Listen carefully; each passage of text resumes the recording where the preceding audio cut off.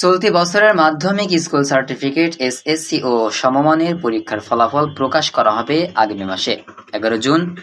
বুধবার এ তথ্য জানান আন্তঃশিক্ষা সমন্বয় বোর্ড সভাপতি এবং ঢাকা মাধ্যমিক ও উচ্চ মাধ্যমিক শিক্ষা বোর্ডের চেয়ারম্যান অধ্যাপক ডক্টর খন্দকার এহসানুল কবির। তিনি বলেন, আগামী 13 জুলাইয়ের মধ্যে ফলাফল প্রকাশ করা হবে। পরীক্ষকরা ইতোমধ্যে খাতা মূল্যায়ন করে বোর্ডে পাঠাতে শুরু করেছেন, তবে এখনো অনেক খাতা আসা বাকি রয়েছে।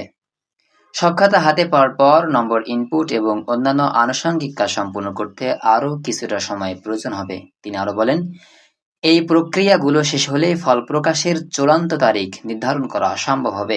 এবছর পরীক্ষকদের খাতা সংগ্রহে কিছুটা বিলম্ব হওয়ার ফল প্রকাশে কোনো প্রভাব পড়বে কিনা এমন প্রশ্নের জবাবে তিনি বলেন, পরীক্ষকরা নির্দিষ্ট সময়সীমার মধ্যেই খাতা সংগ্রহ করেছেন, তাই এটি নিয়ে বড় কোনো সমস্যা হয়নি।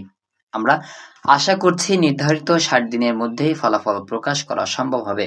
উল্লেখ্য, এবছর ৯টি সাধারণ শিক্ষা বোর্ডের অধীনে এসএসসি পরীক্ষার ১৪,৯০,১৪২ জন শিক্ষার্থী অংশগ্রহণ করেছেন, যার মধ্যে ছাত্র ৭,০১,৫৩৮ জন এবং ছাত্রী ৭,৮৮,৬০৪ জন।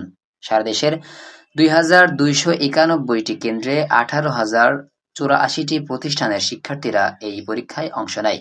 এছাড়াও মাদ্রাসা শিক্ষা বোর্ডের অধীনে ২,৯৪,৭২৬ জন এবং কারিগরি শিক্ষা বোর্ডের অধীনে ১,৪৩,৩১৩ জন পরীক্ষার্থী অংশগ্রহণ করে।